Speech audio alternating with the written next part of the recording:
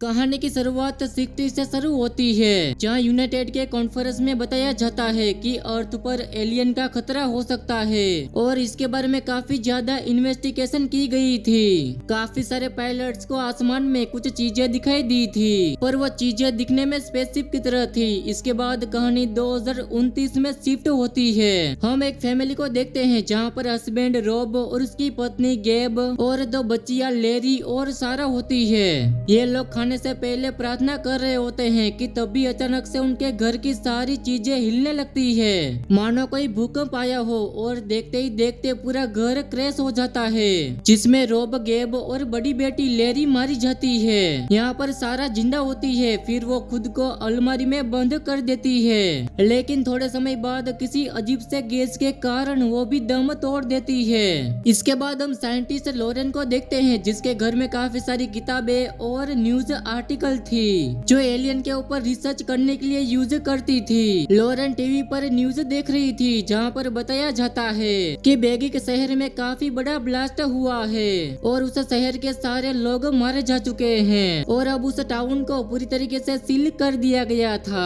क्योंकि वहाँ का एनवायरनमेंट लोगों के लिए सेफ नहीं था। इसके बाद लॉरेन के घर पर यूएस आर्मी से केल्टन और जॉन आते हैं। दरअसल उस शहर में ब्लास्ट हुआ था, वो कैसे हुआ था उसके बारे में रिसर्च करने के लिए लॉरेन की मदद उन्हें चाहिए थी। अब लॉरेन भी मान जाती है और उनके साथ चली जाती है। अब सेंटर में जाने के बाद वो बाकी टीम से मिलती है, जिसमें कर्नल रोजर और प्रोफेसर डेविड भी थे, जो लॉरेन को बताते हैं कि जियोलॉजिस्ट ने कंफर्म किया था कि कल रात वहाँ पे एक मेट्रॉइड गिरा था और उसी कारण से पूरे शहर में ब्लास्ट हुआ है और उस मेट्रॉइड के छोटे छोटे टुकड़े भी मिले हैं जो आसपास के एनवायरनमेंट में फैल गए थे, जिसके कारण यहाँ की हवा काफी फैल गई है और जो भी लोग बचे थे उसकी मौत हो गई है। अब रोजर और डेविड दोनों भी हेजमैक की सूट पहनकर उस टाउन में जाते हैं और वह नोटिस करते हैं कि वहाँ पर भी मेट्रॉइड गिरा था। वहाँ पे एक लाल रंग का छोटा सा पौधा उग गया था। वो पौधे उन्हें छूती है और अजीब तरीके से बातें करने लगती है। अब वो घर लौटने के बाद वो उसी पौधे की फोटो को देख रही होती है और उसे देखने के बाद वो मेट्रॉइड के रिलेटेड और आर्टिकल और वीडियोस को देखने लगती है, जहाँ पर उसे एक रशियन लेडी का इंटरव्यू भी मिलता है, जो कह रही थी कि रशिया में भी इसी तरह से मेट्रॉइड गिरा था, जिसमें कुछ केमिकल्स मिले थे, जिस केमिकल की वजह से काफी लोगों की जान भी चली गई थी। और जिस जगह पे मेट्रॉइड गिरा था वहाँ पर एक पौधा भी उगा था, जिसे रशिया ने नष्ट कर दिया गया था और अब उस शहर को पूरी तरीके से सील कर दिया गया है। और जिस रशियन लेडी ने इंटरव्यू दिया था उसे रशियंस ने भी गोली मार दी थी, यानी कि वो भी औरत मर गई है। इसलिए यूएस की मीडिया को लग रहा था कि रशिया के पास जरूर कुछ चीजें हैं जो कुछ छुपा रहे हैं। इसके बाद में दो यूएस के डॉक्टर एक लाश का पोस्टमार्टम करते हुए दिखाया जाता है। जो इंसान मरा था उसकी मौत भी मेट्रॉइड के गैस के कारण ही हुई थी।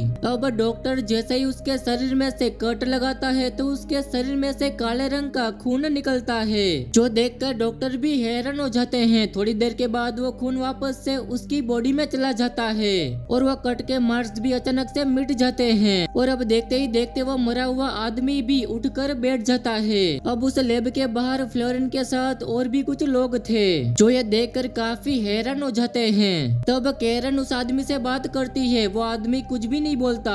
डॉक्टर उसका पल्स चेक करता है, लेकिन पल्स भी उसकी रुकी हुई थी और उसका शरीर पूरा ठंडा हो चुका था। वो आदमी एक भी बात नहीं करता और ऐसा करते करते जो भी लोग उस गैस से मर गए थे वो एक एक करके वहाँ पे जिंदा हो चुके थे। डॉक्टर फिर सारे विक्टिम्स को उनके पिछले जिंदगी दिलाने की कोशिश करते हैं और उन्हें दिखाते हैं, लेकिन जो मरे हुए लोग वापस से जिंदा हुए थे वो जिंदा लाश की तरह थे, जो कुछ भी नहीं हिला रहे थे। और इस घटना में 1300 लोग मारे गए थे, लेकिन उनमें से सिर्फ 39 ही विक्टिम्स ही वापस से जिंदा हुए थे। तभी डेविड कहता है कि ये 39 विक्टिम बाजिस शहर से हैं, जहाँ पे मेट्रॉइड गिरा हुआ था। मेट्रॉइड के छोटे छोटे टुकड़े निकल गए होंगे, जिसकी वजह से इंटरनल ऑर्गन खुद से चेंज हो रहे हैं, यानी कि मेट्रॉइड के कारण इन लोगों का डीएनए चेंज हो रहा है और उनका म्यूटेशन शायद अलग चीज से बन रहा है। तभी लॉरेन रोजर को बताती है कि ऐसी सेम घटना रशियन में भी हुई थी। रशियन को इस घटना के बारे में पता होगा, लेकिन रोजर उसकी बात काट देता है और उस पर यकीन नहीं करता। अब इसके बाद जिंदा हो चुके लोगों के लिए एक मीटिंग रखी जाती है और और स्टडी से हमें पता चलता है कि वो लोग जिंदा तो है पर उनके दिल की धड़कन नहीं चल रही है और उनके ब्रेन में भी कोई भी हलचल नहीं होती है। उनके डीएनए में भी बदलाव हो रहे थे जिसके कारण कुछ लोगों ने मारने के लिए कहे थे ताकि बाकी इंसानों को उनसे खतरा ना हो। अब लॉरेन भी इस मीटिंग में थी और वह रशिया में हुए सारी घटना के बारे में लोगों को बताती है जो एग्जैक्ट ऐसे ही घटना हुई थी। वो अपने सीनियर को बताती है कि हमें आगे सिचुएशन के लिए तैयार रहना होगा पर उसकी बात साबित करने के लिए कोई भी प्रूफ नहीं होता और वो फिर से अपने पिता को याद करती है। इससे हमें पता चलता है कि वो अपने पिता के साथ अपने बचपन में किसी खुफिया जगह पे गई थी और उसके पिता ने इसके बारे में किसी को भी बताने से मना किया था। अब हम प्रेजेंट में देखते हैं जहाँ लोग वापस से जिंदा हो गए थे।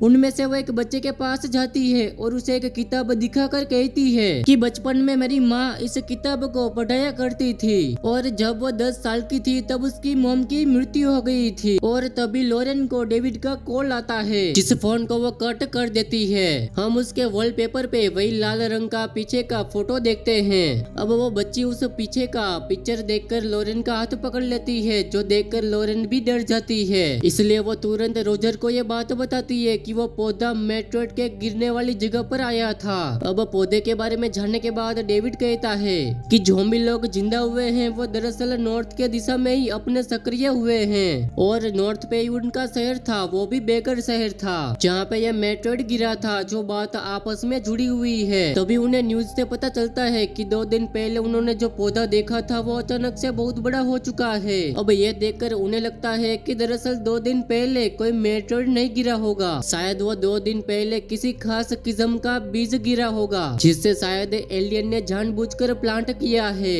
इसलिए अब लॉरेन और डेविड सूट पहनकर उस पौधे के पास जाते हैं। वो अपने साथ आर्मी और वापस जिंदा हुए इंसानों को उस पौधे के पास ले जाते हैं। जिंदा हुआ इंसान उस पौधे को देखने लगता है और थोड़ी देर के बाद उसकी आंखें नीली पड़ जाती है और वो अजीब सी हरकतें भी करने लगता है और कहता है कि वो उनके साथ वापस नहीं आ सकता क्योंकि वो आम लोगों के वातावरण में जिंदा नहीं रह सकता।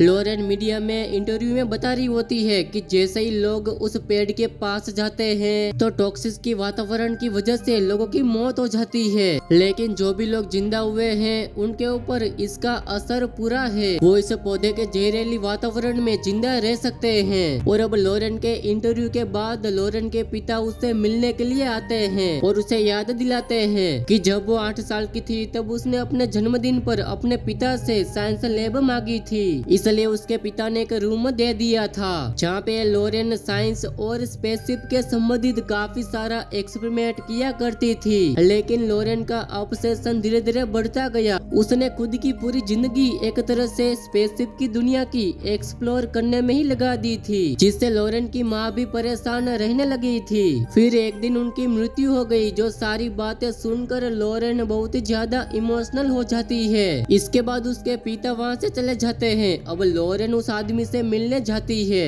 जो उस पेड़ के पास जिंदा हुआ था। दरअसल वो मरा हुआ इंसान उस पौधे के टॉक्सिक एनवायरनमेंट में वापस जिंदा हुआ था, यानी बातचीत करने लगा था। वो और कोई नहीं बल्कि एलियन था। एलियन लॉरेन से कहता है कि उनका प्लैनेट तबाह हो रहा है जो अब उनके रहने लायक नहीं है, इसलिए वो लोग खुद को जिंदा रखने के लिए एक दूसरे प्लैनेट की तलाश में है। और जब उन्होंने ये बीज पृथ्वी पर भेजा तो यहाँ पर पौधा बन गया और फिर 2 दिन के बाद एक बहुत बड़ा पेड़ में बदल गया था। इसलिए अब धरती ही उनका नया घर है और इन एलियन ने ही इनके पूरे मिशन में इंसानों ने ही उनकी मदद की थी जो खुद को सुपरनोवा 94 कहा करता था। उसने ही सबसे पहले एलियन को ढूंढा और धरती पर आने के लिए कहा था।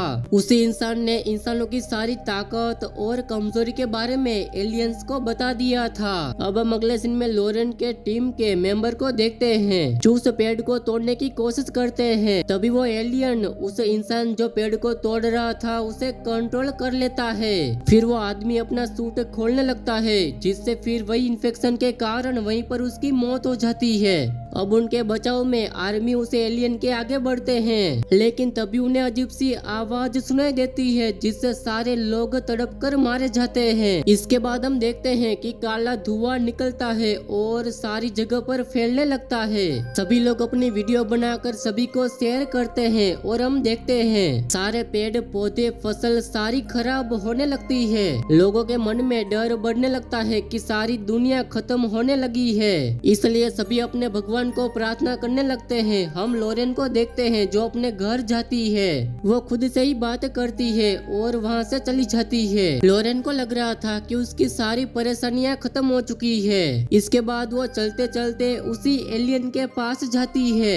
एलियन उसे रिवील करता है कि वो शुरुआत से ही एनवेल्ड थी, उसी ने उस छोटे पौधे को बचाया और अगर उस समय पौधे को नष्ट कर दिया था तो आज ये सब कुछ नहीं होता। इसके बाद एलियन लोरेन का हाथ पकड़ता है और उसे बचपन याद दिलाता है। दरअसल वो अपने पिता के साथ एरिया 51 में गई थी जहाँ पे एक एलियन को रखा गया था और लोरेन ने एक एलियन को टच किया था, जिसके कारण अचानक से लोरेन के शरीर का डीएनए में बदलाव होने लगे थे और वो साइंस में रुचि लेने लगी थी। और जब वो 8 साल की थी तब उसने रॉकेट डिजाइन कर लिया था और वो अपने स्कूल में सबको बताती है कि वो एक एलियन है। वो अपने घर वापस जाना चाहती है, यानी कि अपने एलियन प्लेनेट पर वापस जाना चाहती है। सुपरनोवा 94 जिसने उसकी मदद की थी वो और कोई नहीं बल्कि लोरेन ही थी। वो एलियन से कांटेक्ट करने की कोशिश करती थी और रॉकेट भी बनाने लगी थी। ये सारी चीजों को देखकर उसकी माँ ने साइंस प्रैक्टिस को बंद कर दिया था